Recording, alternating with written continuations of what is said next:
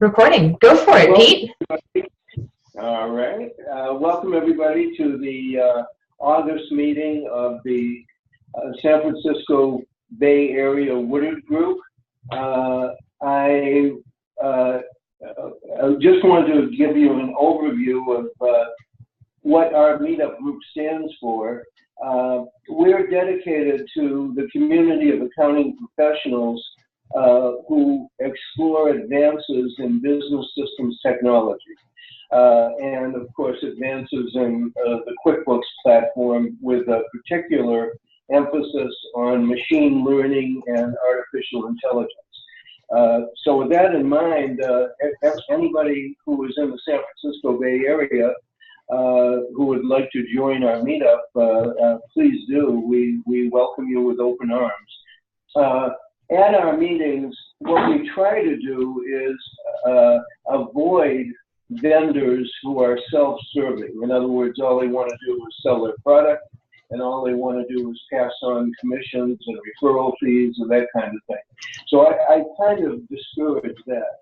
But instead, what we try to do is bring enlightening speakers like Ingrid and informative speakers, who may also be enlightening, like Patricia, to our meetings so that we can all benefit from what they have to say.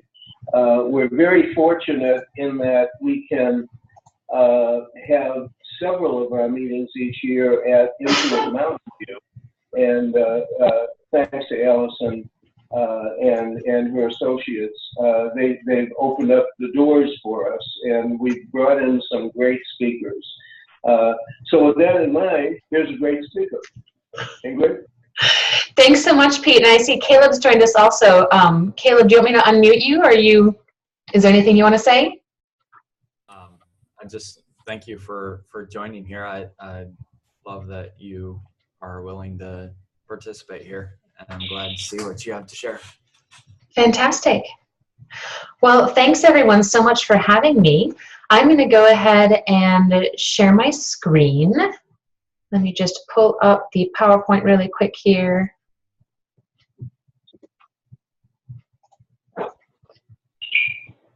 Share screen.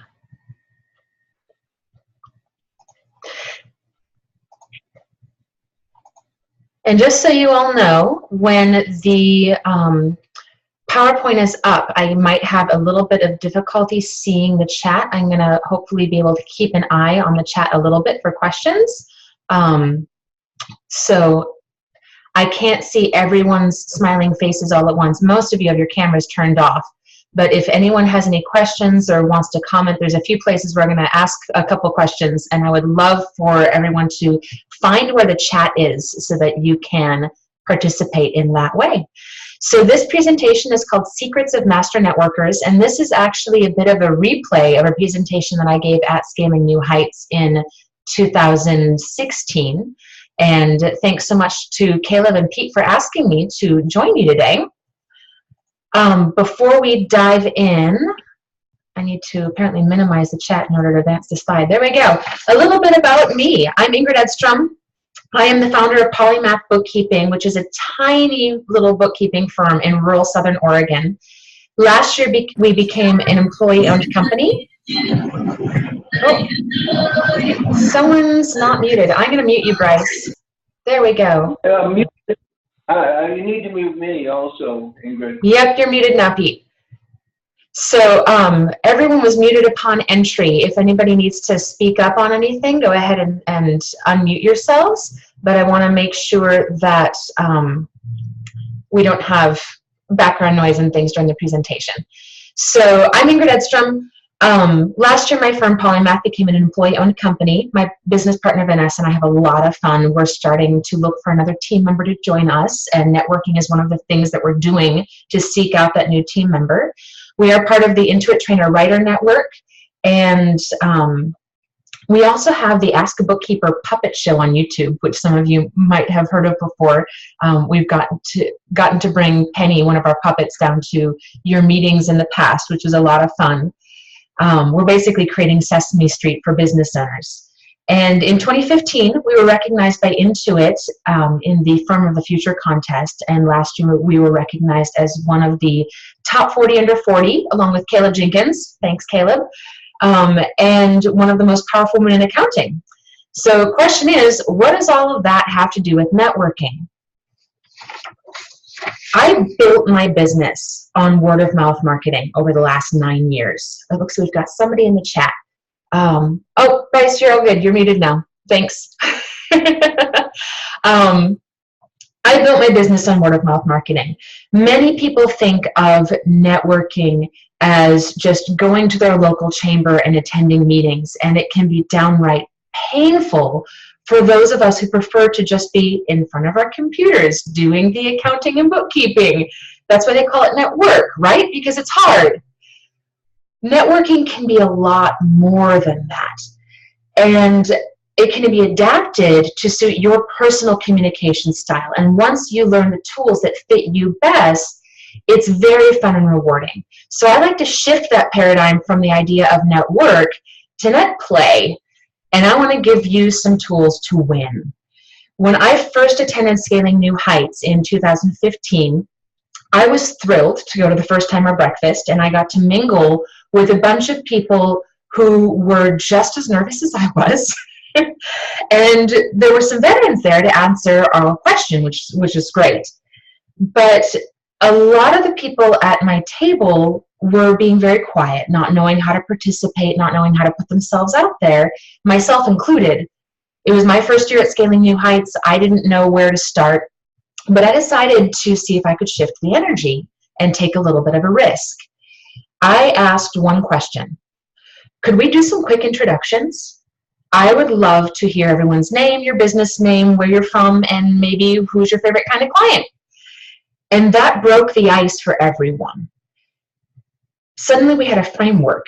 It's like accountants really like rules and instructions or something like that, accounting brains. Each of us had an opportunity to share our passion and truly connect with the others there at the table. Aside from just saying my little introduction about me, I got to sit back and enjoy learning about other firms from all over the globe and the strategies that they employ. And that turned kind strangers into recognizable friends over the rest of that conference. And we were able to reconnect many times without it being so much work. So I want to make sure that we're all on the same page. Let's admit it. We all feel socially awkward and anxious at times. But by learning a few simple tricks, you can not only set yourself and everyone else around you at ease, but you can also establish yourself as a leader and connector among your peers. So I want to start with why networking. Why is the big question, right? It's not what we do, it's why we do it. Simon Sinek, love that guy. I'm going to tell you a little bit of a story about how I got started in networking that kind of gets to the core of that why. These are some of the networks that Polymath, my business, belongs to, and you might recognize a few of them. When I first started Polymath in 2008, the first thing that I did after quitting my toxic day job was to become a certified QuickBooks Pro advisor. I had some savings, so there was a little bit of a cushion to support me while I got my new little business up and running. I was 28, bright-eyed and bushy-tailed. I've got a quick question for you, and I'd love to see in the chat, if you can post in the chat, how many of you have gotten any clients through the Find a Pro Advisor website?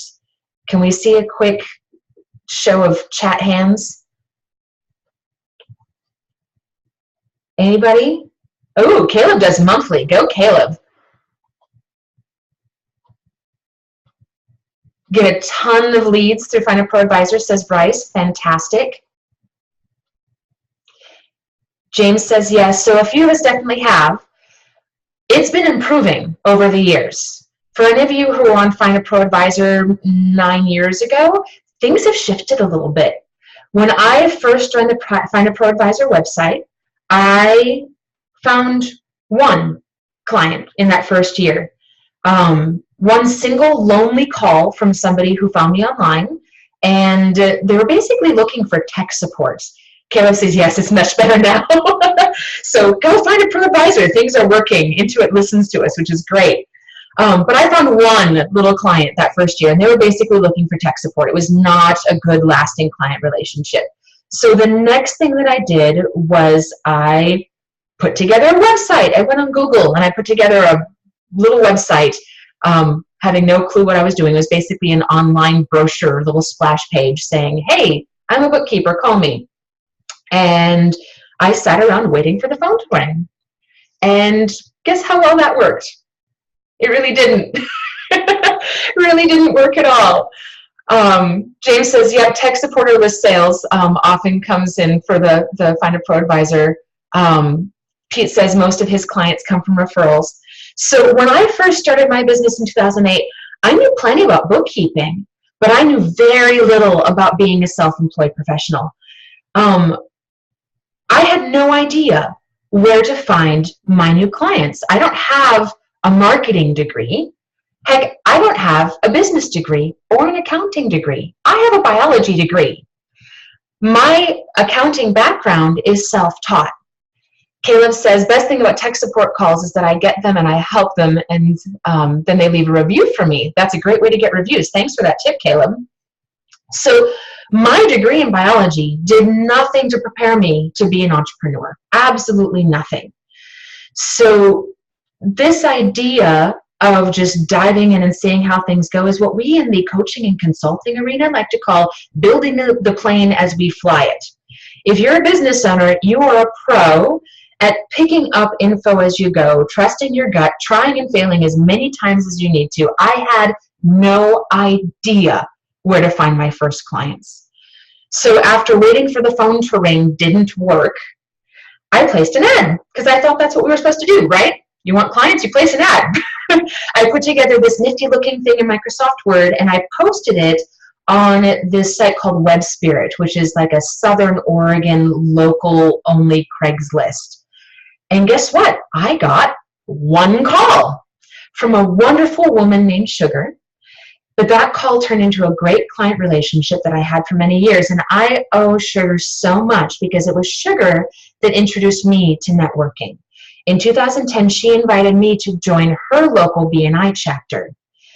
BNI is a hard networking organization, and we'll get into that in just a little while, what that means, hard networking. BNI stands for Business Network International, and the really cool thing I think about BNI is that it's not just about the awesome networking relationships that you build through the membership, it's also about the fantastic business education. I knew plenty about bookkeeping and very little about being a self-employed business owner. I learned how to be a business owner from my colleagues in BNI. Some of them had business and marketing degrees, but even they said that they learned more from a year in BNI than they did from 4 years in college. I learned that with networking, it's not about selling to the people that I was talking to. It's about selling through them. So we are all accountants on this particular call. You're all numbers people, so I'm going to go ahead and I'm going to give you the numbers. In 2009, before I joined BNI, my first real year in business, I grossed under $10,000. It was just starting out. 2010, my first year in BNI, is when my business first really started supporting me. With my savings depleted, I didn't have to go hunting for another job. That was great. I consider that my first real year in business because that's when I discovered my strategy.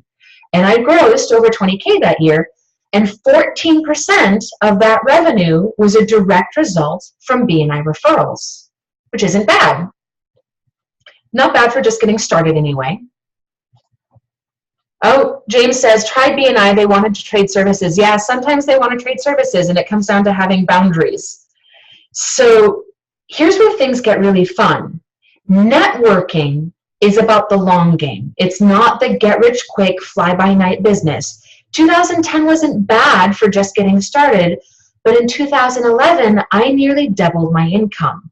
I grossed over $40,000 in 2011, and 53% of that revenue was a direct result of referrals that came exclusively from BNI. That's over $20,000 that year alone in new, profitable relationships directly from networking. And the benefits have grown from there. But it's not all about the numbers. I know that's hard to believe when I'm talking to a room full of accountants, but it's not all about the numbers. To me, the real benefit was the education. It's about how we grow and change as people and develop our relationships. So I want each of you to ask yourselves, where do the majority of your clients first hear about your products and services? Do many of your clients find out about you from word of mouth? If yes, do you have a strategy for your word of mouth marketing? So usually when I'm giving this presentation live in front of a group of people in a classroom together, this is when we introduce an activity. Of course, we can't do this on a webinar because it involves touching other people. I like to thumb wrestle, and I'm just going to explain a little bit why we do this so you can get an idea. Generally, when you're thumb wrestling, it's kind of tough. I don't know if any of you are seeing me in my video right now, my thumbs dancing around in front of you, but when people are thumb wrestling, it's hard to get a win. You know, everyone's trying to stay on top all the time. And the challenge is try to get as many wins as you can in 30 seconds.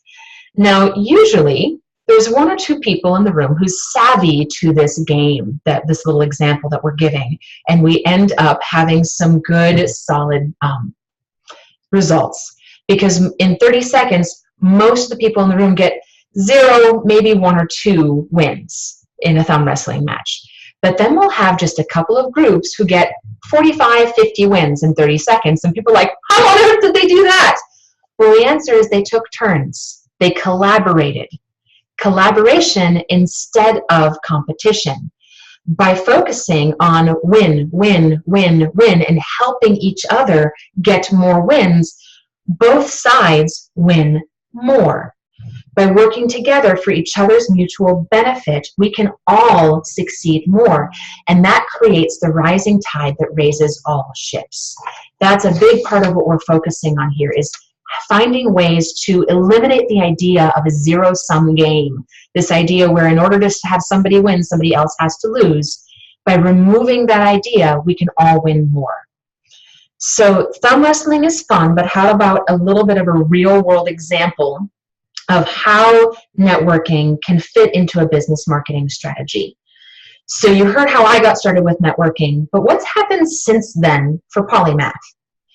Theoretically, a percentage of our business comes for a marketing strategy should correlate to the percentage of marketing dollars spent, right? We're accountants. This is part of what we teach our clients. We want to show them the ROI, the return on investment for the marketing dollars that they're spending. It's the same thing for us. Well, my numbers are a little skewed.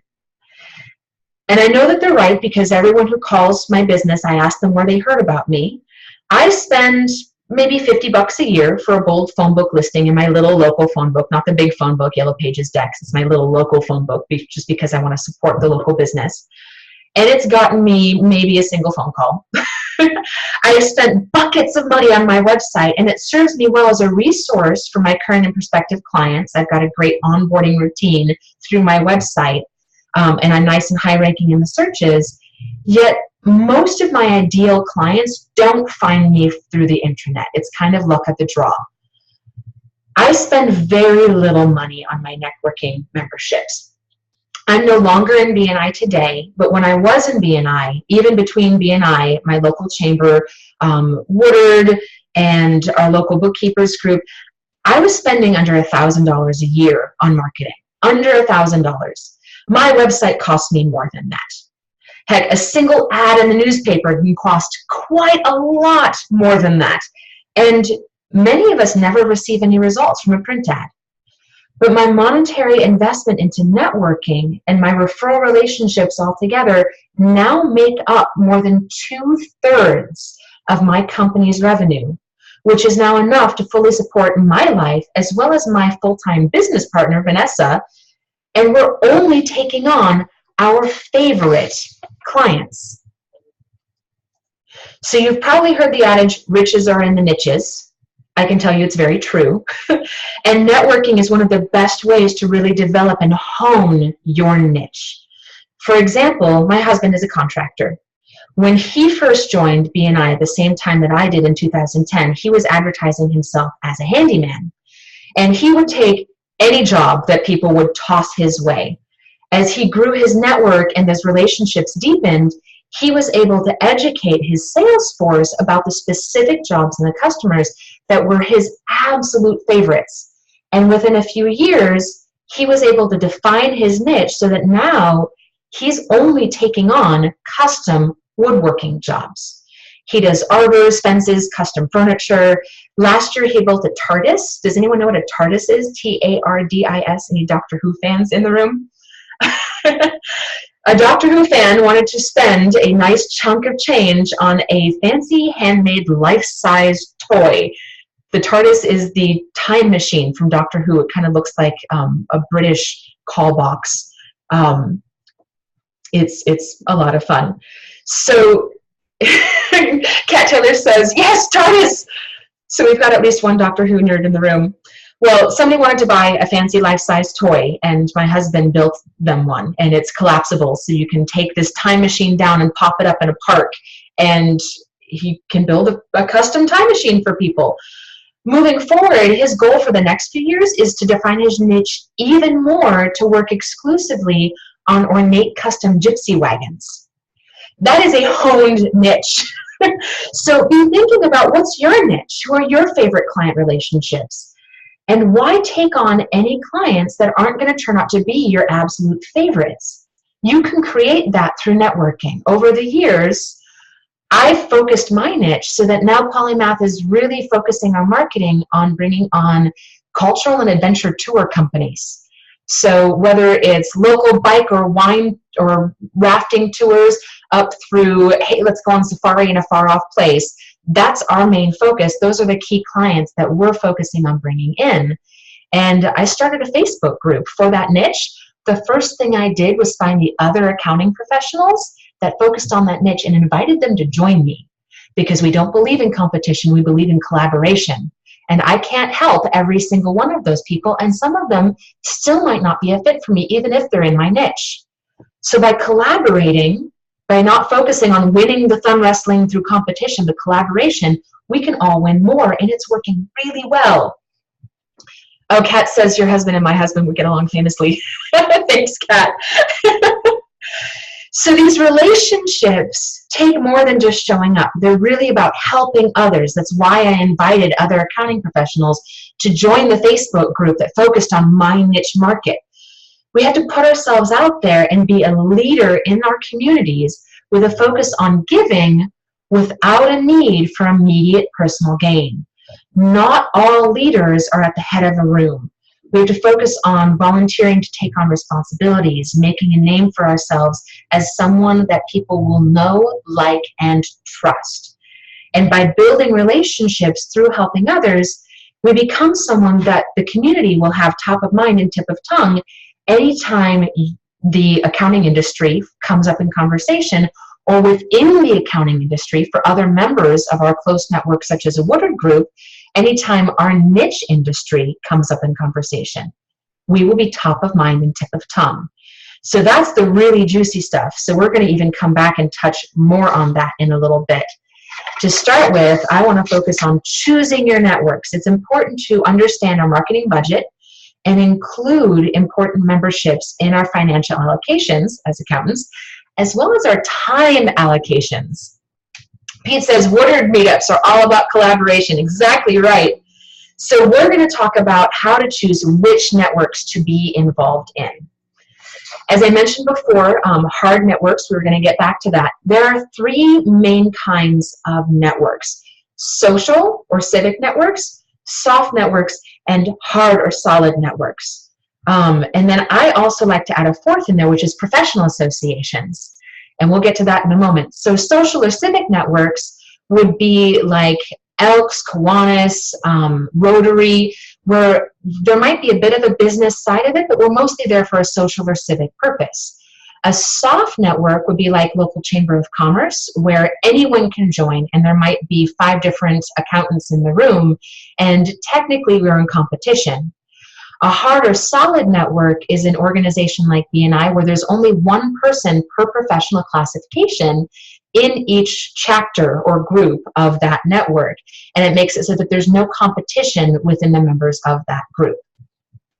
But then we get to professional associations, and it amazes me that people often leave off professional associations, because that's what the Woodard network and Woodard groups are, as professional associations where everyone in the group is in the same industry. But yet we're still networking, we're still collaborating, and I find that the best referral relationships come from other members of our industry. As we get to know, like, and trust each other, a client contacts me that turns out that they're not the best fit for me for whatever reason, I know exactly who to refer them to in my networks, whether it be locally or not locally. So for example, we're no longer working with nonprofits, restaurants, construction. If that is your niche, that could be a great referral outlet for you.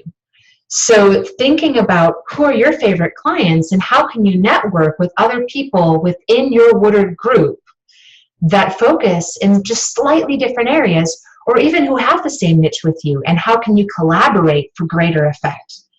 So think about, what networks do you already belong to? You might belong to your local chamber, maybe you're in a BNI chapter, of course you're all in a Woodard group, but even thinking about maybe your church or volunteering, think outside the box and how can you further leverage those relationships? What other organizations are in your area? And how about online organizations? Oh, Hector says, great job, Ingrid, great presentation skills. Thanks, Hector.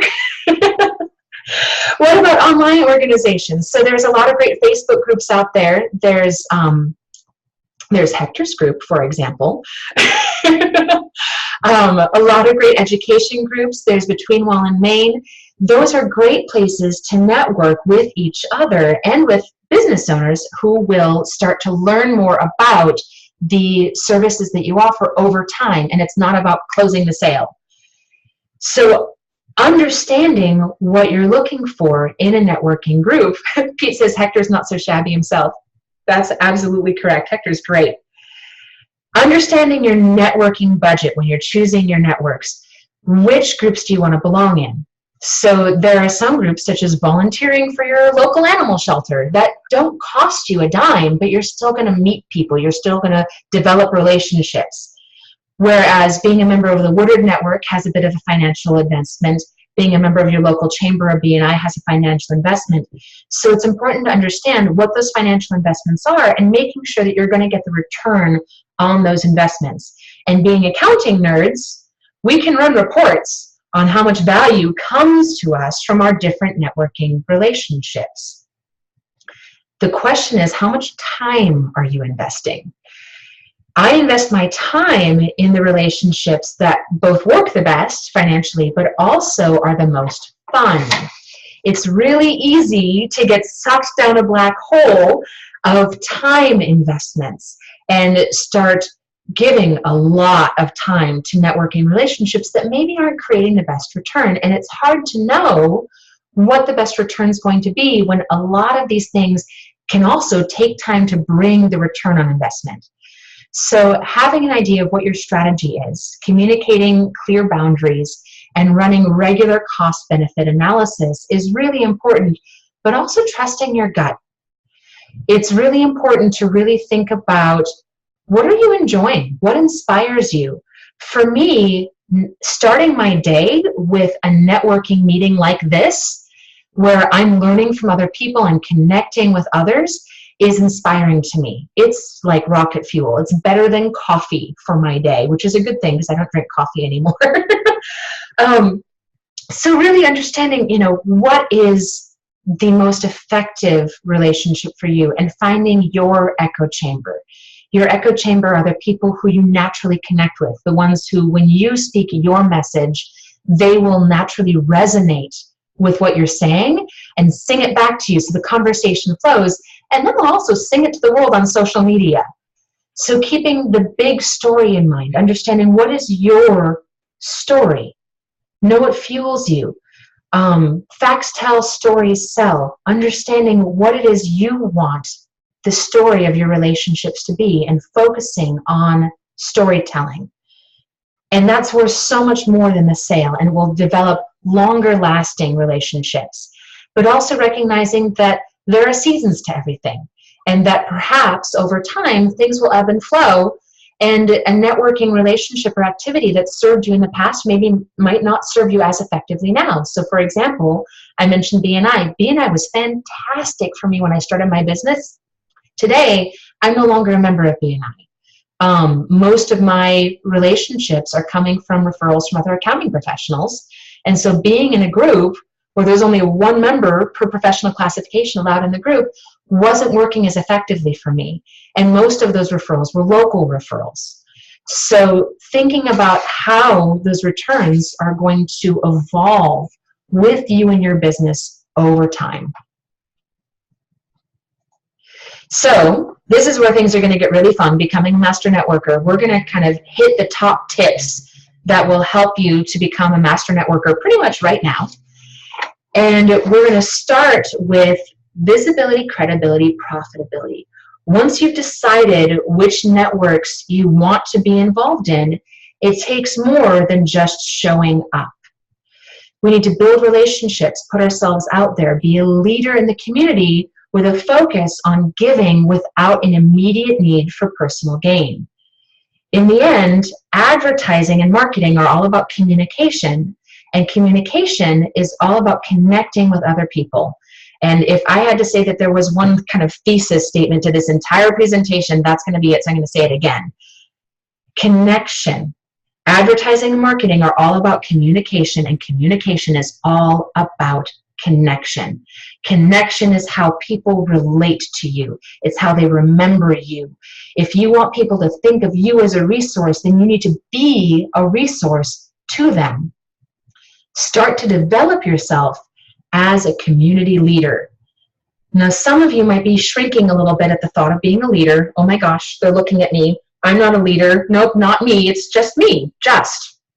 There is no just you. That's your fear talking. You are awesome. Not all leaders are at the front of the room. There are a lot of different ways to lead. You can volunteer to take on responsibilities and just generally make a name for yourself as someone that people that generally know, like, and trust. And that is leadership. By building relationships through helping others, you become someone that your community will have top of mind and tip of tongue anytime your industry comes up in conversation or a need is expressed that you might be able to fill. So in BNI, we like to call that the VCP process. It stands for visibility, credibility, profitability. Bryce says, Tim Grant in San Francisco does a great job at this, stressing that when you think inventory, think Tim Grant. Fantastic. When you think inventory, think Tim Grant. You start by being visible, someone that people recognize, right? You meet people and they say, oh yeah, I know who that is. So thanks to Bryce, I know that Tim Grant exists. Tim Grant is now at visibility with me. And through Bryce's testimonial, Tim Grant does a great job of this, stressing when you think of inventory, think Tim Grant. That's when you lead into credibility. I know that Bryce has confidence in Tim Grant's services, or he wouldn't have said something. So Tim is starting to edge into credibility with me if I get to know him a little bit better. But it's through visibility and credibility that you lead to P for profitability. Establishing a reputation and then going into profit relationships. You can't just jump to P for profitability. I'm not going to walk up to a colleague that I've just kind of seen around and say, hey, do you want a referral? No, that's like handing a stranger the keys to my house. Our reputations are tied to the referrals that we offer.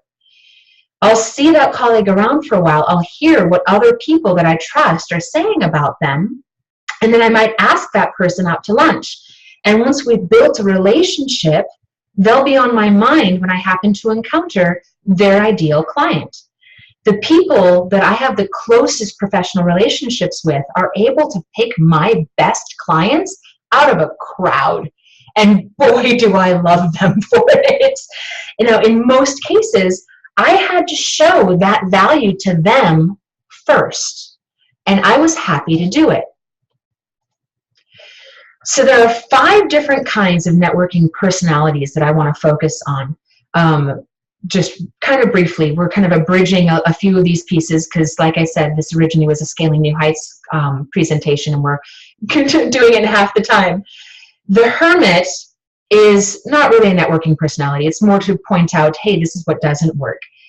Hermits don't do a whole lot of networking. They don't focus on positive message. They prefer to focus on the technology and systems rather than the people that they could be connecting with. And as a result, they stay at visibility. So if you're only networking online and just posting occasionally, you might be staying at visibility.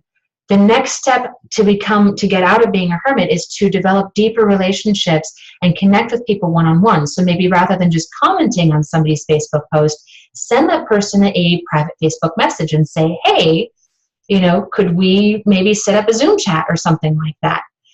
Kat says, sometimes it's what else you do. People often come to me because I was a professional musician for many years and can relate to their lifestyles. Absolutely right. Relating to people on other levels is huge. That's really important. Having common interests outside of business creates deeper relationships. Spot on, Kat. So the next networking personality is the schmoozer, and that focuses on a lot of shallow relationships. Oftentimes you'll see the schmoozer passing out business cards at a social event thinking that they're being a social butterfly, and you end up with a stack of business cards in your hand, but you didn't have a conversation with that person. You don't actually know anything about them.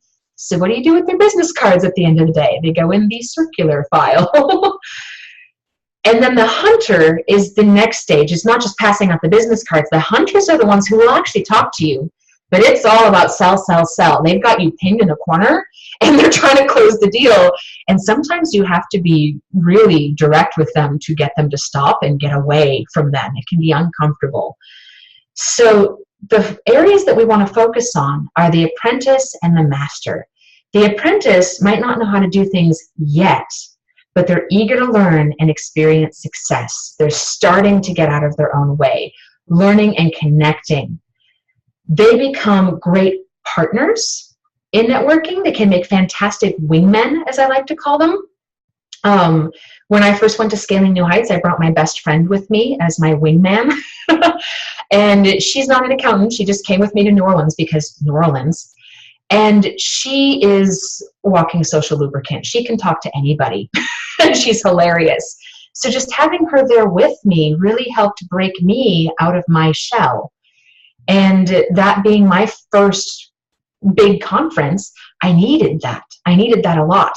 And then a year later, I was teaching Secrets of Master Networkers at Scaling New Heights. So you can see how much growth happened between those things. The Master Networker has a positive message and delivers it effectively. They're just as good at listening as they are at speaking. And they are a connector of people. The Master is a perpetual apprentice. We are always continuing to learn and grow, adapt and change. The most important part is recognizing that we are always learning. We're never going to get to the end point of being a master networker. We have nothing left to learn. That doesn't happen. There's always more for us to learn. Caleb says, I can't imagine you being in a shell. You'd be surprised. This is a learned skill. This is not natural. A lot of people think that this is natural. It takes practice, a lot of practice. So the point is, whichever of these 5 categories you currently fall in, you can become a master networker. It's an acquired skill that takes practice. It doesn't have to take long. Yep, Caleb says, definitely agree that it's a learned skill. So traits of the master networker. Being someone that people can know, like, and trust starts with knowing yourself. Becoming a leader in the networking community starts with knowing yourself. Post in the chat really quick, who's taken any of these personality profiles before? DISC profile, predictable success, Myers-Briggs. These are some fantastic tools for learning more about yourself and how you can connect to others. James has, Caleb's done all of them, Donna has. We're not going to take any of these tests today because there's not time. Bryce says Myers-Briggs, yes. But I wanted to touch on them and also note that we touch on some of these more deeply in the Woodard Institute. Woodard Institute is a fantastic tool for really getting to hold up that mirror and getting to know yourself more deeply, which helps you to become a better networker. And Patricia's going to be talking about that in just a little bit. So you'll probably want to look into these a little bit more. Feel free to jot them down, Google them. The important thing to know is that knowing ourselves is the biggest step into becoming a master networker.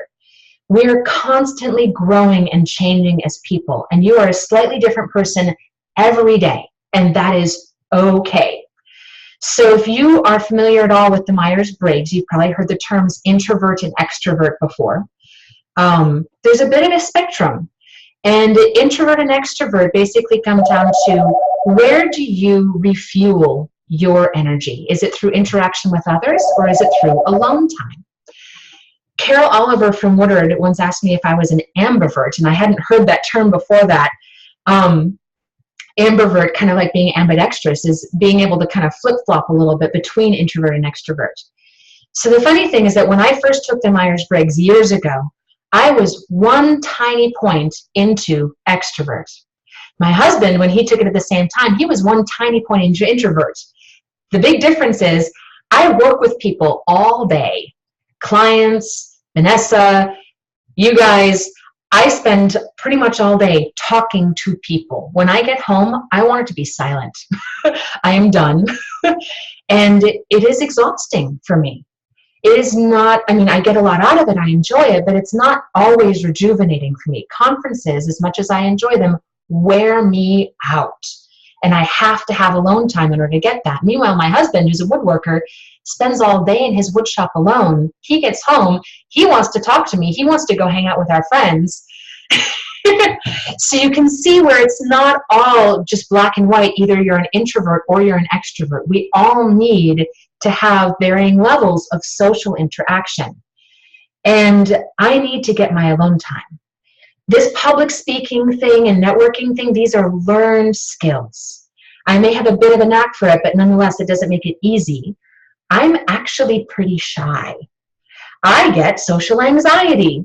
There are days when the prospect of going and talking to strangers will literally bring me into a state of panicked tears. And at those times, I just have to be patient with myself and meet me where I'm at and recognize that maybe now's not the time. Being a leader does not mean that you are on your A game all of the time. It simply means putting yourself out there in an attempt to help others, stepping outside of our comfort zones. So once again, not all leaders at the head of a room. Wherever you are is the right place to be. And you can volunteer to take on responsibilities, ask others for help. People love to be asked, and be a resource for other people. So knowing thyself, there are a ton of great strategies for us to choose from. The important thing to keep in mind is that we can't do them all at once. Try one at a time and see what works best for you. My favorite strategy is to use a prop.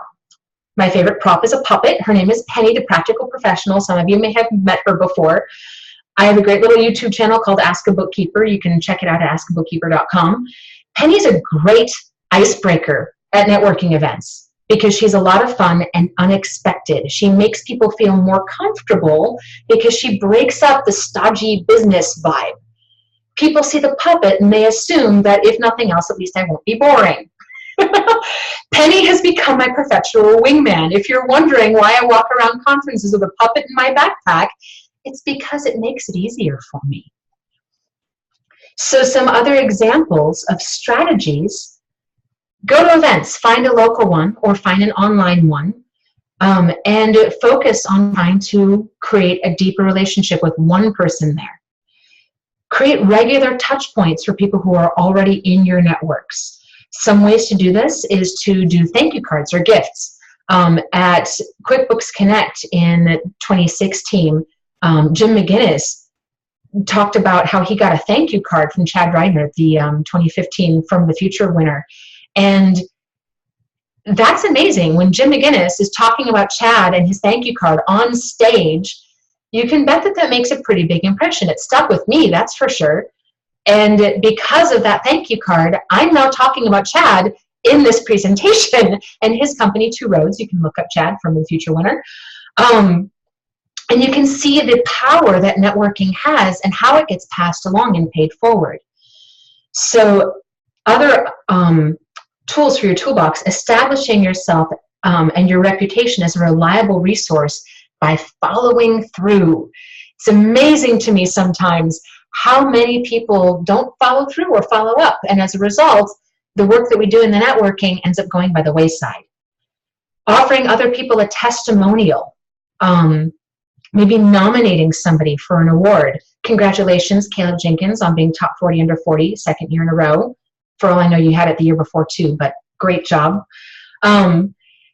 Schedule one-to-one meetings with people to connect with them on a deeper level. Schedule how often you might want to meet with someone. One of my main networking allies is my first business coach here in Southern Oregon, Lauren Fogelman. And while I no longer have a coaching relationship with her, she and I meet every month for lunch to just talk about where we are in business and see how we can help each other. And she's a great referral resource for me, and I am for her too. Writing down what others need. Keeping a business card binder or an app on your phone that keeps track of business cards, or maybe a CRM that tracks your relationships. It doesn't just have to be a client relationship manager, it can be a colleague relationship manager. Displaying somebody else's brochures and marketing materials, whether it be in your office or maybe posting them on a Facebook or LinkedIn group or something like that. By giving and promoting to each other, we make it so that we notice each other more. And it feels really, really good when people give me a shout out online that I wasn't expecting. Send somebody an article of interest, particularly clients. Hey client, I was thinking of you when I saw this, thought you might enjoy it. That's huge.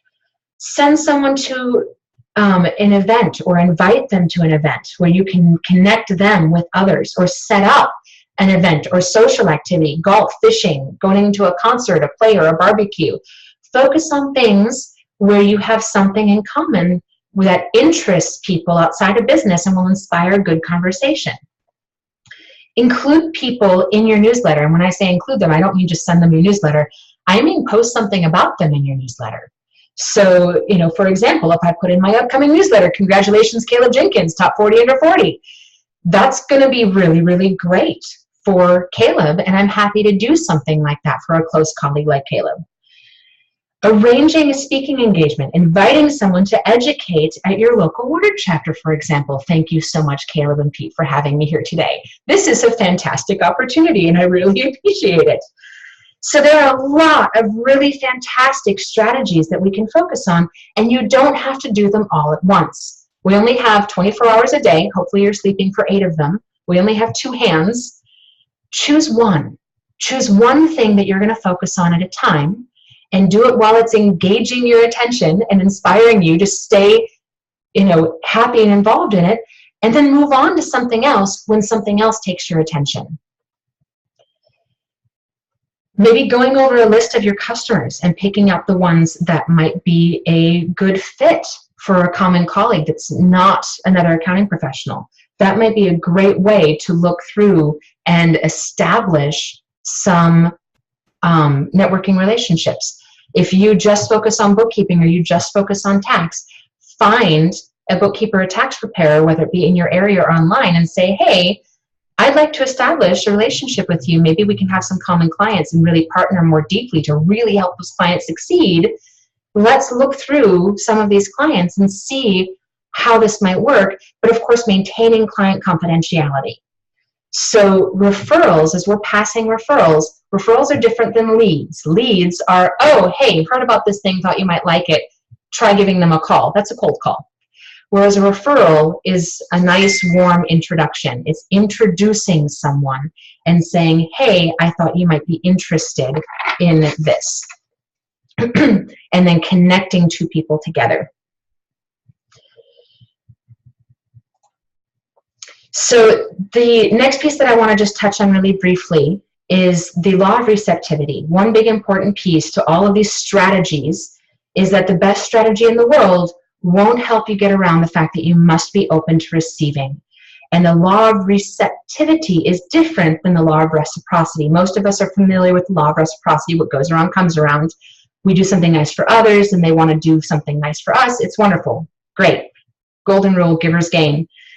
The less known rule is the law of receptivity, and this is from Bob Berg and John David Mann's fantastic book, The Go-Giver. If you haven't read that book yet, it is a must. If you read 1 book this year, make it The Go-Giver. If you read 2 books, make it The Go-Giver. and then Profit First by Mike Michalowicz.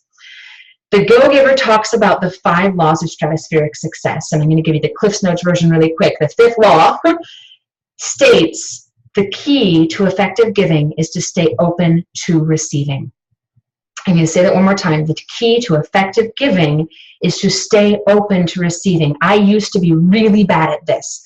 I thought that if I wanted to help others, I had to practically martyr myself in the process, and I would go months without paying myself just to give a crappy employee 3 more chances.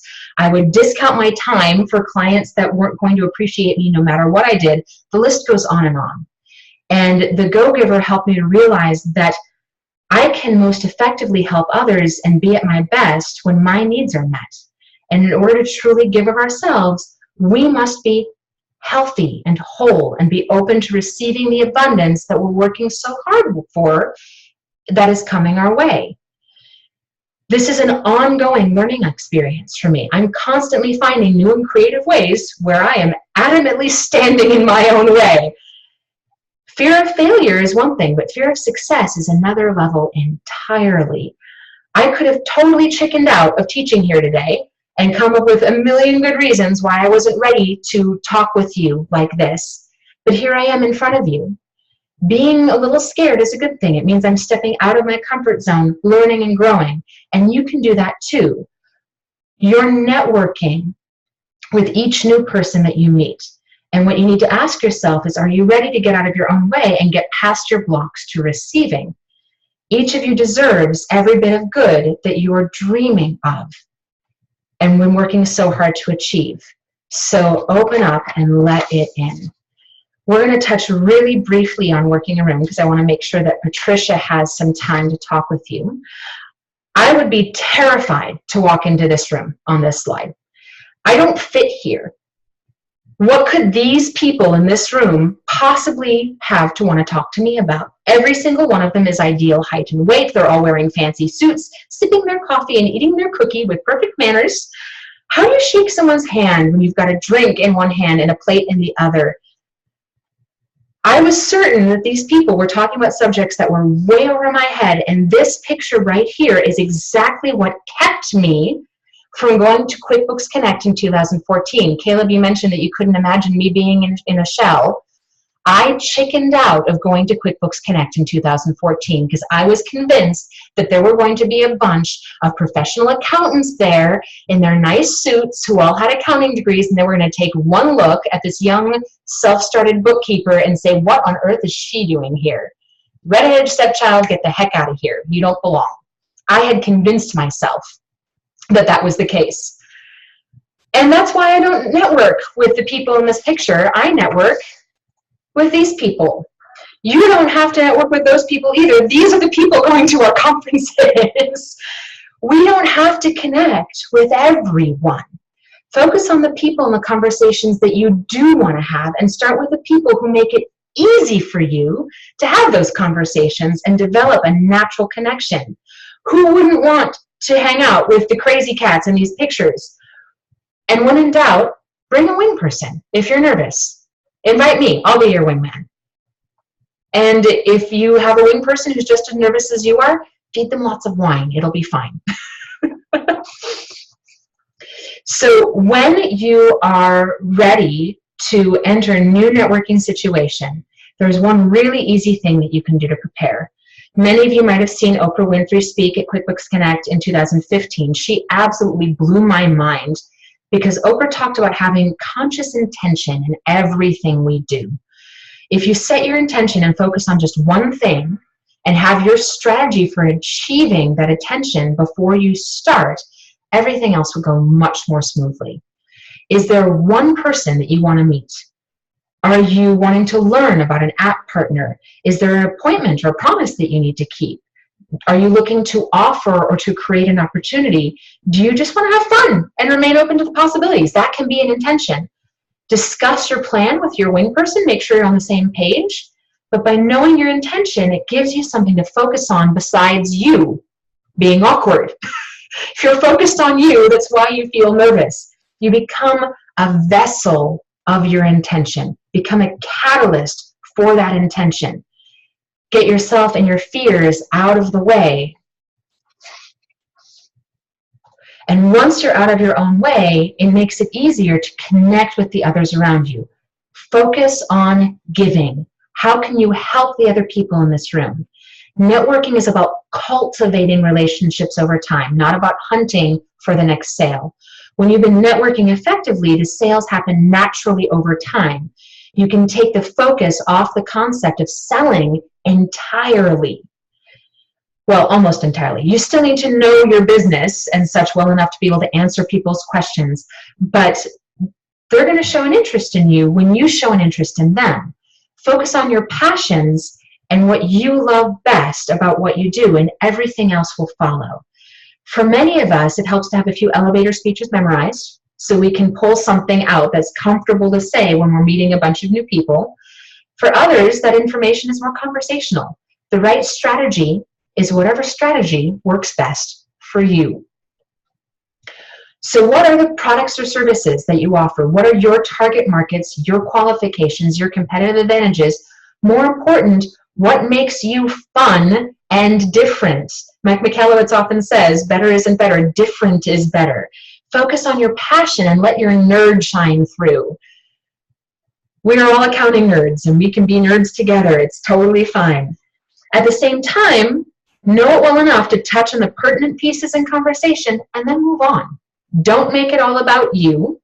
Cultivate relationships. It's about farming, not hunting. What can you offer to people around you? We have 2 ears and 1 mouth for a reason. Use them in proportion. We've all been in conversations with hunters and schmoozers where it feels dominated and it's not very fun. By focusing on listening and prompting our conversation partners, we can make it a much more pleasant exchange of information. So be aware of your body language. Being open and receptive shows on the inside and on the outside. Learn to recognize your physical tendencies. Are you a hand talker, which is going to make you hit people when you talk? And get more comfortable in your skin. One thing that's really easy to think about, position yourself in relation to your conversation partner in a way that'll set them at ease. Not too close and not too far away. It can be tricky in a noisy, crowded room, but do your best. And also remember open 2s and open 3s. So if you get to 4 or more people in a conversation, oftentimes somebody's going to end up fading out. And it might be you. That's fine. But when you've got 2 or 3 people standing adjacent to each other rather than directly across from each other, makes it more open for another person to join the conversation.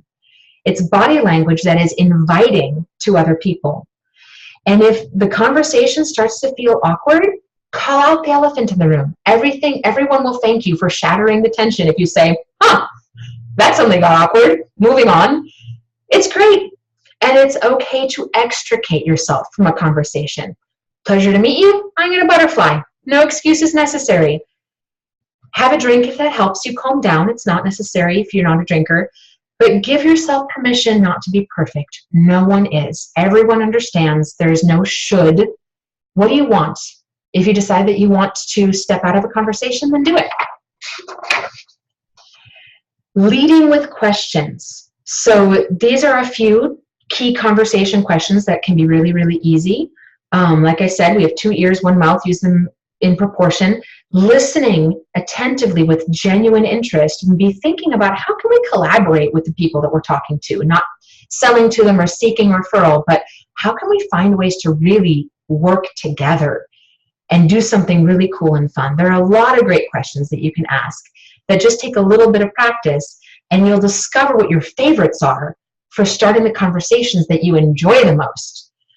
So what's your favorite thing about what you do? What problem are you best known to solve? Who is your favorite client and why? Who do you like to meet that might open up the perfect opportunity for you? And how can I help you in your business? Often referrals, it doesn't have to be referrals. Referrals are not the only way that we can help each other in our businesses. It might be posting an article or collaborating on social media. Think outside the box. One thing that I like to think about is, who are your golden geese? Golden geese are the gifts that keep on giving. They are the relationships that bring other relationships to us. So who would you like to meet that might be a golden goose relationship for you? It might be another accounting professional. It could be for your industry niche, a vendor that also focuses on that niche. Focus on being the connector. Being a bridger. Being a bridger means that you can make introductions to others in the room that maybe you know or don't know. If I'm in conversation with somebody and somebody starts talking about accounting for the wine industry, the first thing out of my mouth is, do you know Jeannie Whitehouse? I'm not, close with her, but she's right over there. Let me introduce you to her because you share a common niche. And that improves credibility. It's really important to be both the introduced and the introducer because it improves credibility on both sides. And that's what helps to bring people together. That's part of what I did that first year at Scaling New Heights at the first timer table, which was the story I started with, by being the person who posed the question, hey, can we do a round of introductions? In essence, I did an introduction for everybody there. So establish yourself as a connector and a hub, and soon everyone will be coming to you for who do you know who, which is really, really fun. It gets easier over time.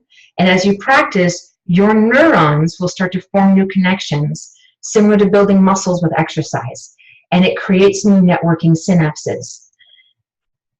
One thing to focus on also is as you're focusing on these different conversations, these are conversation partners, thinking about your niche. Who are your absolute favorite clients within your industry, and what is their favorite industry, and how we can bridge those niche areas together.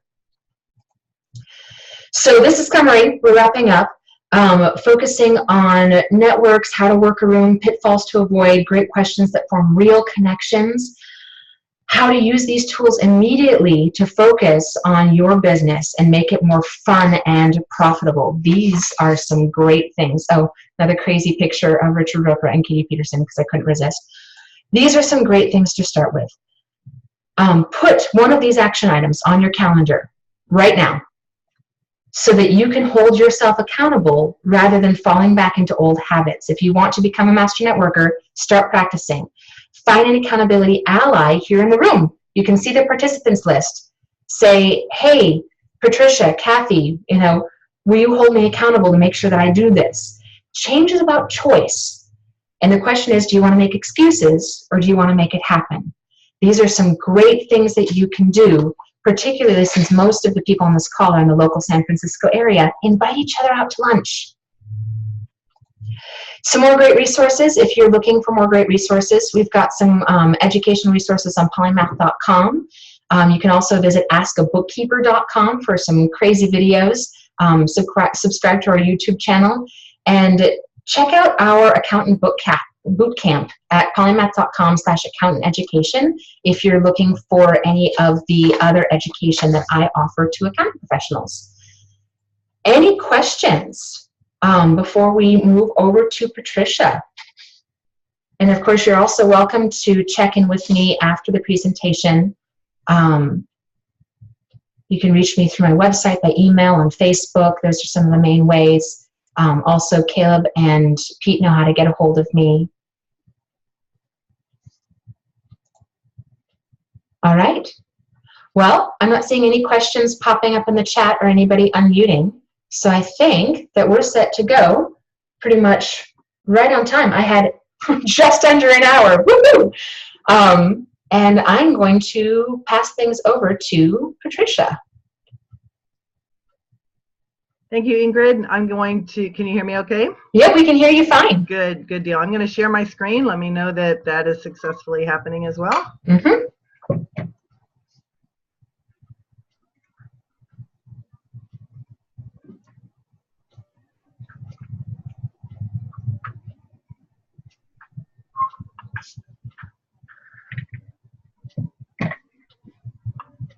Okay, you should be seeing my screen now.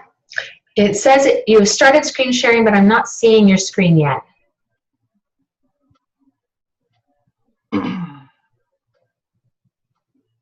There we go. Now we're seeing it. Okay. All right. Fantastic. Ingrid, thank you so much. That was a really, really good presentation. I thoroughly enjoyed that. I have to say, though, after all you're talking about making, being nervous, talking to people, I got some butterflies in my stomach. But it's all good. Well, thanks, guys. I really appreciate y'all joining us. I'm going to try to be quick and take a quick little journey through Woodard Institute and how things have changed a little bit since the Institute in the past, and what kind of exciting things we've got coming down the pike. We are literally a week and a day away from launching the new version of Woodard Institute, and I am absolutely over the top excited about what has been created and what kind of an experience you guys are going to have that go through the Institute. So there's been a lot of talk about Woodard Institute, and I want to go through some of the key points so that you have a clearer understanding of what the Institute is and what and how it might or might not fit for you. So let's just jump right in there. First, I'll do a quick introduction of myself.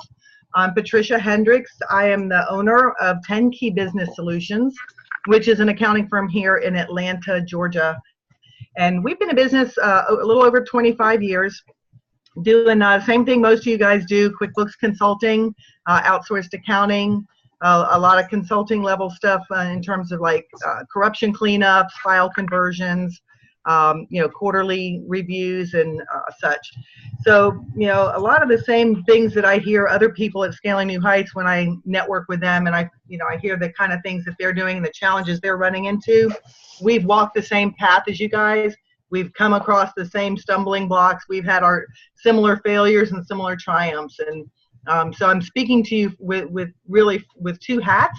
One is, as a QuickBooks Pro advisor myself, and the other as now a Woodard employee working on the Woodard Institute. So I'm on the inside and the outside, so you get to hear both perspectives. I also had the great opportunity of working with Joe on the Tech Makeover project. If you haven't seen this, it's basically a case study done in a reality TV style. It's a lot of fun. We've done 2 seasons now. We've got 2 more episodes in season 2 before we finish up that season.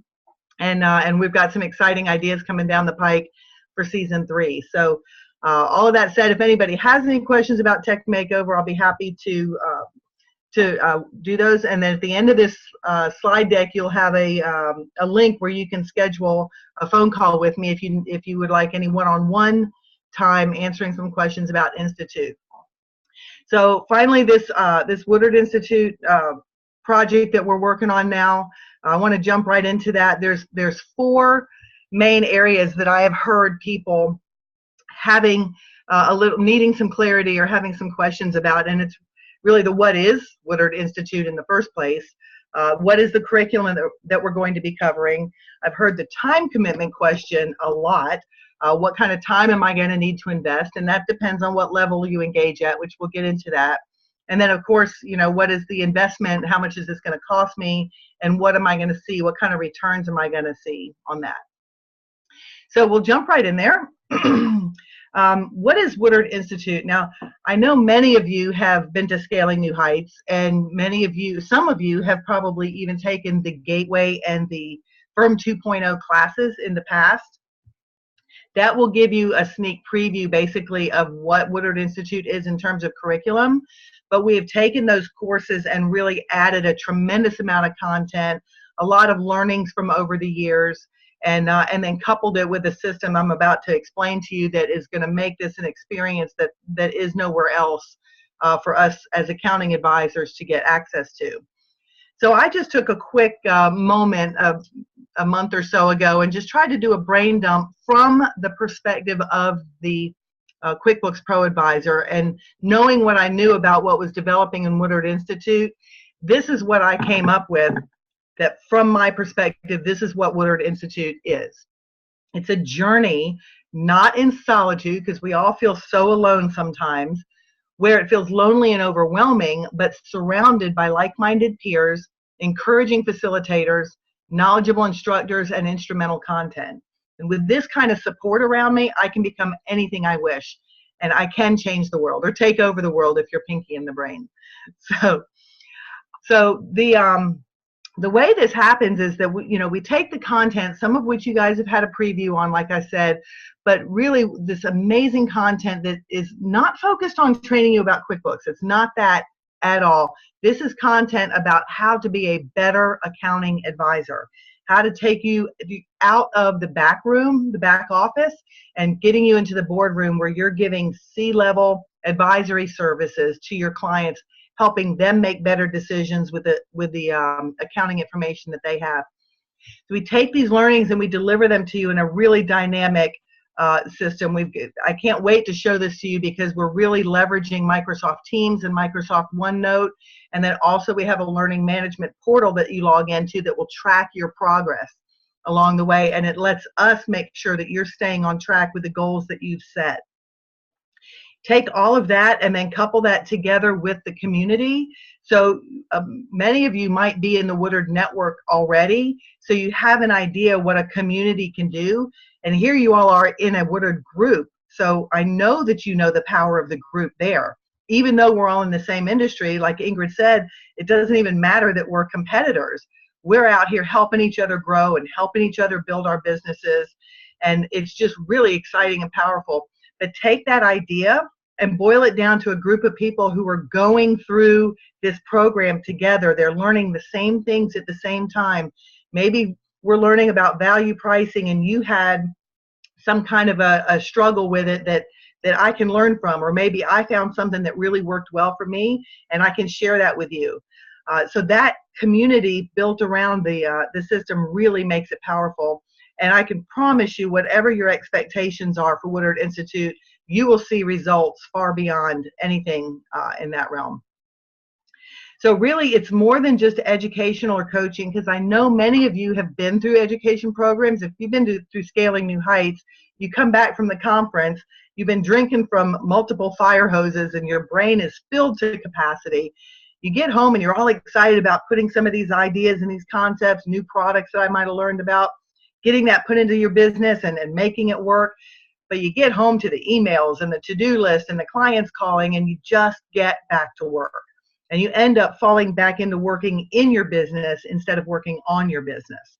So take that, and then also let me mention that some of you have probably had coaching programs in the past too, but this is an actual training program tied with a coaching program, and the coaching is about the content that you're learning in the training. So it really is more of a journey. And in this journey, we're going to help you clarify what destination you want to go. What are your milestones in getting to that destination? Who are you and how do you operate? And then, Ingrid, you referred back to this a few minutes ago also about being very intentional about what Oprah was talking about, being very intentional about where you're going. The power of your intention is tremendous. I think in the first probably half of the life of my company, I ended up where I was going accidentally. I had a client come in the door, they had a need, I happened to know how to do it. Well, for that matter, I landed in accounting accidentally because my degree is in programming. It's not even in accounting. So I ended up doing work for a client, and then they wanted me to do their QuickBooks, and I knew it because I was using QuickBooks. So even this whole journey into QuickBooks was accidental for me. But if I had, laid out a plan in front of me and made some intentional movement in that direction, where would I be now is not even, I have no idea. But it would have been somewhere that I meant to go. So, but ultimately, what we're trying to do is achieve the next version of your practice. So we want to give you knowledge, collaboration with your peers, and a tracking system with the backup of a facilitator or a mentor that's going to make sure that you reach the next version of your practice. Ultimately, that is the journey of Woodard Institute. And then you'll see in a few moments the next dimension, if you will, after that is taking what you've learned about your business going to the next practice and walking into your client's boardroom and helping them achieve the next version of their business as well. So let's jump into the curriculum. This first year or 12-month program is basically laying the foundation. This is called professional development, PD 101 through 105. So there's 5 courses that we cover through the course of the year. Each of those courses is made up of multiple modules. The modules have video content, they have exercises, they have segues and that you go out and you do some homework or you do an assignment and then you bring it back and then carry on through the video. Very interactive and very effective delivery system. So let's talk about what the 5 classes are. The initial class is based on what the Gateway course was in the past, but again, it's been really revamped and delivers a lot more content than we had before. But this program is really about, or this part of the program, this course, is about who you are. What is your personality type? What is the method that you communicate with people? What is your personal vision, mission, purpose for your life? And just learning more about who you are. The PD 103 takes those same concepts, but up to your firm level. Who is your firm? Who is your optimum client? How is your team communicating with each other? What kind of personalities are you working with internally in your team? And really focusing you down to having a very intentional direction for your business. Even down to selecting a niche specialty so that you become one of few instead of one of many. So sandwiched between those 2 courses is PD 102.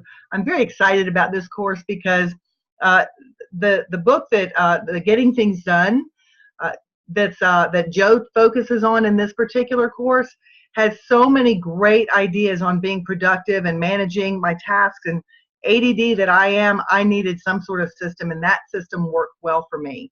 Now, when you couple those with OneNote and Microsoft Teams, which Rob Smith is the instructor on that, and he's going to dive really deep into how to use those systems to take the Getting Things Done concepts and actually make them come to life. Really excited about that. I like being organized. I just can't really get there by myself very well sometimes. So in the PD 104 is sales and marketing.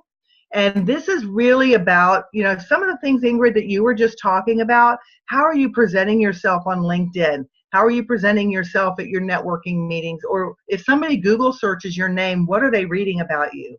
So making sure that what's being said about you or how you're being presented is in fact what you want it to say. And then taking that the next step into the outreaching. What does my website say? What kind of email marketing campaigns am I doing? And again, being very intentional in creating a plan for how you're going to grow your business through marketing and how you're going to present yourself. Now, through the course of the year, this is a lot of heavy-duty thinking, all 4 of these courses, and they all culminate when you get to PD 105. And you discover now that you've actually done most of the grunt work for creating your business plan, your practice plan, and your marketing plan. So PD 105 kind of pulls it all together in the end so that when you culminate the 12-month program, you have some living, breathing documents, you have some productivity systems that you've already put in place, you have concepts that you've learned over the course of the year that you actually implemented in your business because the homework was doing it in your business. So you've already accomplished that. So that's where the 12 months is going to end up. And again, this was a foundational year. So the question begs, what comes next? So from here, what you'll do is you'll choose a track. Where do you want to go with your training? Now that you're clear about what your goals are and what your direction is, which of these tracks fits with your goals? Some of the tracks that are available will be niche consulting. So if you decide you want to specialize, say, in nonprofits or construction or the legal industry, you can pick one of those niche products and move into training at that level. And we'll be continuing to offer additional niches over the years. The client advisory services, if you happen to do outsourced accounting, this one's exciting because we're going to be diving into actual tech stack technology on automation solutions and ways that you can work with the machines, or as Joe would say, tame the machines. Instead of letting artificial intelligence take our jobs from us, we're going to just roll with that and let them do the grunt work, and then we're going to do the advisory services and the CFO level services for our clients. The operational consulting track is more about looking at your clients from an ERP level, where you're understanding their processes and making sure that their systems are all talking to each other, working together appropriately. We're not having a lot of double entry and triple entry. So it's really looking at their company as a whole and making sure that their operations are optimized. Now, ultimately, all of these paths and additional ones that will be coming online over the years, they all lead down into business coaching. So like I said, what the purpose of Woodard Institute was for you to reach your next level. And then I alluded to this, the real purpose, the long-term purpose, is for you to have the knowledge to take your clients to their next level. So this is why all paths lead into the business coaching training, so that you really have skills and understand how to help your clients get to that next level. So in the course of the developing the Woodard Institute, I raised my hand and I said, what if I've gone through 12 months of training, I've learned all this information, but I'm not ready yet to go on to learn something else that's new. I really need some time to digest, to do more implementation of what I've already learned. What can I do in between now and that point? I don't want to drop out necessarily. I want to stay engaged, but I'm really not ready to move into one of the tracks. So we created this ACT program for accountability, continuity, and traction. And basically what ACT does is it allows you to stay engaged with Woodard Institute. You continue having an accountability team, small group that's helping each other, acting kind of like a board of directors in a way, but helping each other stay on track and continue to implement what you've learned. You've got your momentum going. You want to keep that going, that forward movement going. You also get continued access into the Institute resources.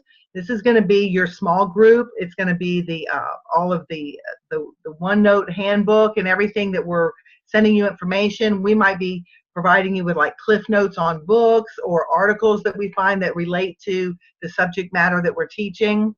But all of the communications community, Yammer or Microsoft Teams, whichever one you're in, you will continue having engagement in those resources. You'll also continue having your facilitator available to you. And I think this is very important, because to have one person that you have a relationship with watching your progress and making sure that you're continuing moving forward, that you're understanding what you're learning, I think having this continued mentor relationship or facilitator relationship is important during this interim time between the foundation course and where the track that you end up choosing in the long run.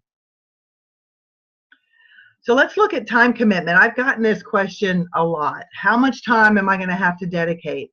So the first thing I want to explain is that the 3 levels that I'm about to present to you, they all contain the same course content. Okay, the videos are the same, the assignments are same, the concepts that you're actually learning, same across all 3 levels. The difference between the 3 levels is your engagement level with the community and with your facilitator or mentor. So let's step through these. The lowest level is called Trek. And at Trek, this is more of a self-paced coaching program where you will decide how fast you want to move through the videos. Now, they're designed to be done on a 12-month program, but if you don't have that kind of time to commit to it, you can stretch it out and do it over as long a period as you need to do it over. You'll still have contact with a community of other people that are at the Trek level that are learning the same things that you are learning. So through that Yammer community, you'll be able to talk to people, ask questions, bounce ideas off of people. So there's still that whole collaboration group power that we've got there. Now, if you were to do Trek on a 12-month program, then we would be expecting you to watch a video, at least one video, about one video per week.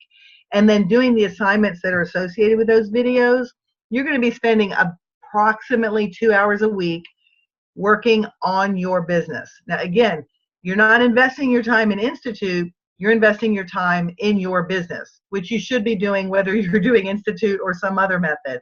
You need to work on and in your business and be balanced about that. So about 2 hours per week at the Trek level. The next level is called Climb, and this is a team-paced coaching. So you're put into a cohort, a Climb cohort that's 20 to 30 people strong. These people are all going through the program together. So it is going to be on a 12-month structured pace. And we don't want you falling behind or even really moving ahead of your cohort. We want you to get the maximum benefit of all of those people going together at the same pace. Now, this cohort could be made up of people from various different types of accounting businesses. Everybody is an accounting business, but you might have a tax practice on one hand. You might have a small solopreneur bookkeeper, something like that. But the cohort is a nice mixture of people so that you're getting different perspectives. You're also put onto an accountability team. Now, this is a small 4 to 6 person team, and this is the team you're going to be working tightly with over the course of the 12 months. You all will be selecting assignments through each of the 5 courses and working together on those assignments. For example, one of the assignments might be to write your vision, mission, purpose. Another assignment might be, to try out value pricing. So you will be doing those assignments in your own businesses, but then you'll be reporting back to your team and collaborating with them, getting feedback, getting help from them if you're having some struggles in certain areas. This is where the real power is, in my opinion. So in addition to that, you have a facilitator who's going to lead your group meeting, the cohort meeting once a month, and lead one of your team meetings once a month to help you get started on whatever you're learning that particular month. From there, the teams operate independently, so they might have 2 or 3 more meetings throughout the month, but that's entirely up to you and your other teammates, how and when you meet. So at the climb level, we're expecting you to put about 3 to 6 hours per week. Now, the only part of these hours that are in working time hours are going to be the cohort meeting and the first facilitated team meeting. Everything else you do, watching videos, doing your homework, and the other unfacilitated team meetings, it's up to you when you do those meetings. It does not have to be during working hours. Now, the highest level is called Ascend. And this is everything I just explained to you in Trek. It's the same, except the cohort that you're on is now a very focused, maybe 10 or 11 person cohort. And these are all people who are at the Ascend level. I expect these people to be more committed, more heavily committed to take what they're learning in the Institute and drive it deeper down into their businesses. We want these people to really be making a big effort to learn those concepts and see greater results in deploying them into their business. You also get a dedicated mentor that's going to spend up to an hour and a half one-on-one with you every single month. Now, that meeting will be during working hours. So you'll have a cohort meeting, a team meeting, and a mentor meeting now that are during working hours. Everything else you do, again, is when you decide to do it. So at this level, we're going to expect, that extra hour and a half plus a little bit more work from you. So figure about 5 to 8 hours per week of work at this level. So let's take a look now at the impact on your practice. I am going to address a very, very minimal financial ROI that we expect at these 3 different levels, but only because I want you to see that these are very, very low expectations. I really think you're going to see much greater results than these. But even if we double the investment that you've made into the Institute, that's the very, very minimum increase in revenue that we expect you to get. So at the Trek level, if you double your $95 per month, you're looking at an increased revenue of $2,500. Now, let's be real about that. If you get one bookkeeping client because of your new marketing plan, or because you value price them, so you're not, chained down to the hourly model. Now, $2,500 of increased revenue is it's nothing. I mean, you'll definitely reach that. At the Ascend level, if I double my investment there, I'm looking at $19,000. Again, if I engage one outsourced accounting client at $1,500 a month, then I've reached this goal, and value pricing is going to give me the tools that I need to get that kind of a client engaged. Added value services that I might be able to provide this client are going to enable me to increase my prices and not be driven by just what's hourly. So there are financial rewards that you'll see, but I just don't want that to be the focus for you. I really think this is the real value, the intrinsic value, the knowledge that you're gaining, the confidence that you can walk into a boardroom and sit down with your client and feel good about the advice that you're giving them, the clearer focus with the intentional forward movement that you know where your business is going and you know how to get there. And with that clear focus and that intentionality, it's going to make a big movement in your business. And then the validation of having a peer group, a small group and a larger group that's working with you, that really knows your business because they've known you for 12 months of study now. That validation is going to be really, I think, powerful for you. And then ultimately being able to share back, just like you do in this Woodard group right now, being able to give back to that group and give back to others that are going through the same experiences, or maybe others that are coming up through cohorts behind you that are struggling with something that you and your team already got some great solutions for. That is really, I think, a very powerful intrinsic value that you'll get from this. So if any of this interests you, you can go to woodard.com/institute, and it'll walk you through signing up at one of those 3 levels. We are launching in September, so that's very, very short time away from now. I'm super excited about it, but if you guys want to get in, there is still time to get in on September. The next major launch will be in January. Those of you who are in the Woodard network already, that is included in your Institute membership. So if you join at the Trek level at $95 per month, you're only spending $60 more per month, and you're getting all of that courseware plus a moderated community to collaborate with for $60 a month. So I think it's a really, really great value in that respect. We are asking for a 1-year commitment at all 3 of those levels because it takes time to go through a journey like this, and we want you to see the full value of it. We want you to reach the next version of your practice. So that pretty much concludes my presentation. If you would like to contact me, this is my email address. Jeff Edmonds can also answer a lot of questions for you. And you can use this bookings link if you like to actually schedule a call with us. We'll give you some one-on-one time, answer all your questions. But for now, is there anybody, I don't know if I can see the chat on here, Ingrid, but if there's anybody that has any questions, I will be happy to answer them. The only question that got posted during your presentation was mine. Can we do more than one level 2 track? So like if you start on Trek and then you decide you want to move up to climb? No, within level 2, there were 3 different options for the different tracks that people can take. Whether you want to focus on niche specialty or client advisory services. Can we do more than one? Absolutely. I mean, I would only do one at a time if it were me, but you can absolutely take all of them if you like over time. Absolutely. And is level 2 a year? So if you're doing more than one track, does it mean multiple years within level 2? Yeah, those courses will be based on a 12-month program. Yes. Got it. So let me jump in here. This is Caleb. The level 2 area, if we do one section, that'd be 1 year. So we do the level 1, which is a year. Then we do level 2. If we did all 3 tracks, we would be in there for a minimum of 4 years plus another level 3. Is that another year?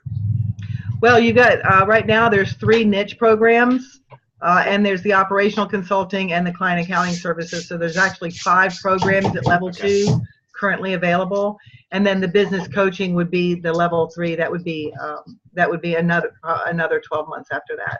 Okay, so this is really essentially a long process to get through it, unless we just do a single one level of the level 2 track.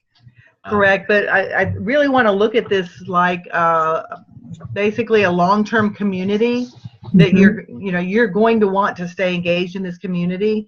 For example, I joined a program called Vistage 9 years ago, and I'm never giving up Vistage because it's a CEO roundtable, but I will never give up Vistage because it doesn't even really matter to me what it costs, because the returns that I get from it are so far beyond what I'm investing in it that it's just, I don't even question it. The rent won't get paid before Vistage doesn't get paid. So I see Woodard Institute becoming that level of a source for people, a community that you want to stay connected with, and just continued delivery of content and value over the course of the years. Even if you end up staying in the ACT program, in between any of those levels or an alumni program after you're finished, I think that at some level you're going to want to stay engaged long term, long term. Mm-hmm. And the once say we go through level 1, level 2, level 3, and then we want to come back and do level 2, another track on that. We can do that, and then say after we've went through that and we want to just drop from the climb down to the track or go up to the ascend, is that something we can change year over year? Yes. Yeah, you can change that year from year. So if you want to do the next program at a different level of engagement, you can do that. Mm-hmm. Okay. And is from your perspective, is it best to start, say, the level 1 on the climb and then drop down, or is it not matter if we drop down or increase? Well, I mean, all 3 levels have value. It really depends on what, where you're coming from. I think at the Trek level, it's really going to require a lot of engagement on your part and self-discipline to make sure that you continue.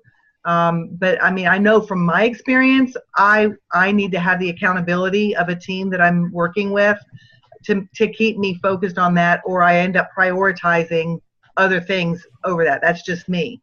But I'm sure there's people out there that can maintain their own self-discipline better than I can.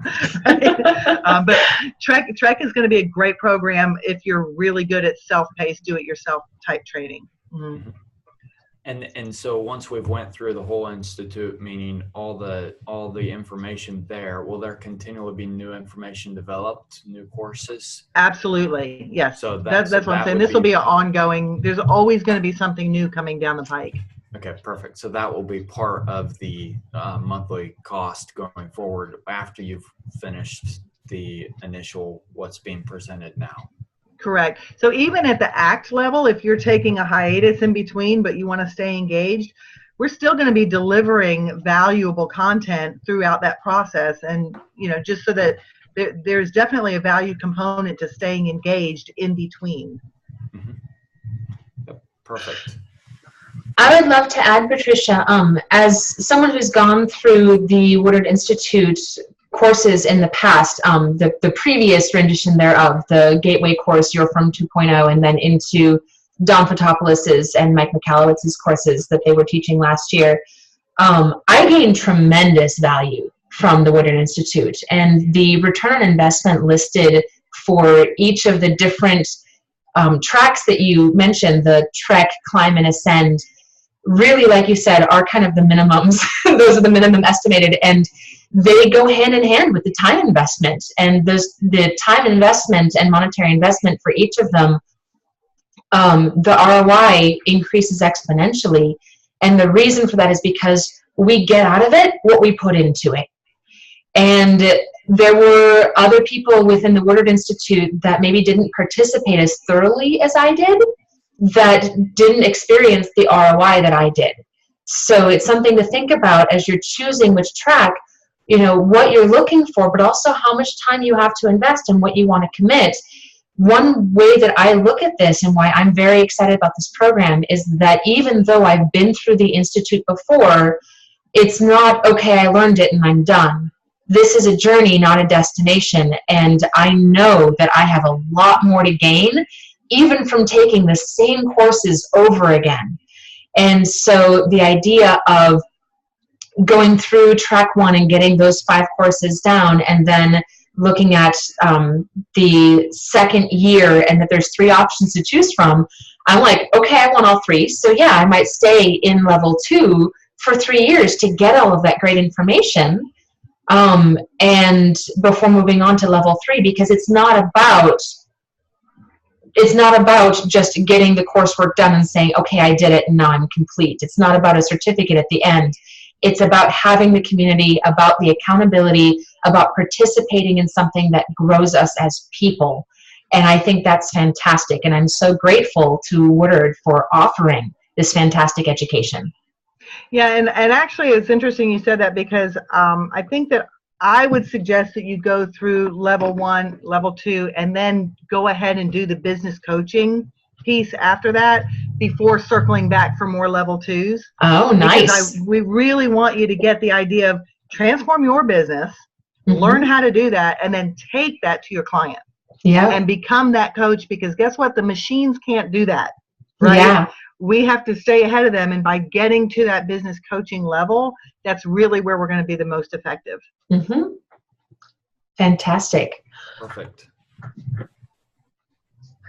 Do you want to take it away, Caleb? I think Pete might not be on the call anymore. It's 11:40, so we're 10 minutes over. Yep, so we're a little bit over.